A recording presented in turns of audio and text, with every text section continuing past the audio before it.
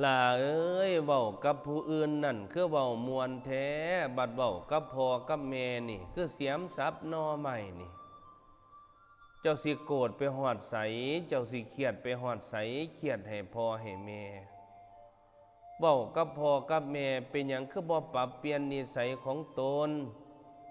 คือบ่ปรับเปลี่ยนอารมณ์ของตนล่าเอ้ยเจ้าเริ่มต้นเจ้าเว้ากับพ่อกับแม่กับบิดามารดาเนี่ยอันถ้อยคำที่รุนแรงและหยาบคายเนี่ยกรรมมันสินำสนองเจ้าเด้มันสินำสนองตอนใดพุ่นแล้วบัดมีลูกมีเต้าพุ่นลูกเต้าเกิดขึ้นมามันก็สิมากระทำกับเฮาแบบนี้พระพุทธเจ้าเพิ่นบอกว่าถ้าเฮาอยากได้ลูกดีอยากได้ลูกที่มีความกตัญญูเราจงปฏิบัติกับบิดามารดาของเราอย่างแท้ปฏิบัติต่อพ่อต่อแม่ให้มันดีเลี้ยงพ่อเลี้ยงแม่ให้มันดี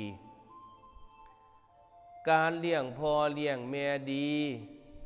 ผลบุญนั่นมันก็สิตอบแทนบัดยามเจ้ามีลูกมีเต้าลูกเต้าของเจ้าก็สิเป็นคนที่มีความกตัญญูบัดยามลูกเต้า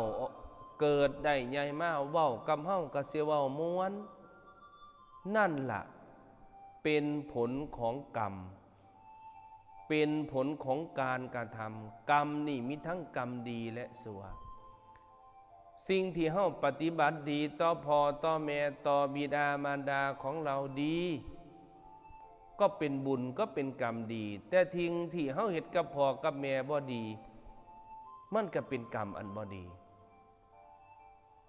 ล่าเอ้ยคำเบาคำจาเนี่ย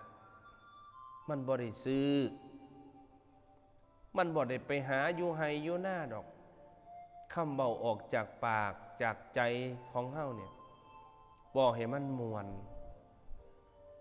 บอกให้มันไพเราะสนอหู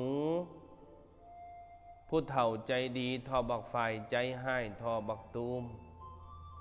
พูดหวานขานเพาะเป็นเสน่ห์ของเฮาเขาก็สิเว้ายกย่องยกย่อเด้ว่าโอ้ย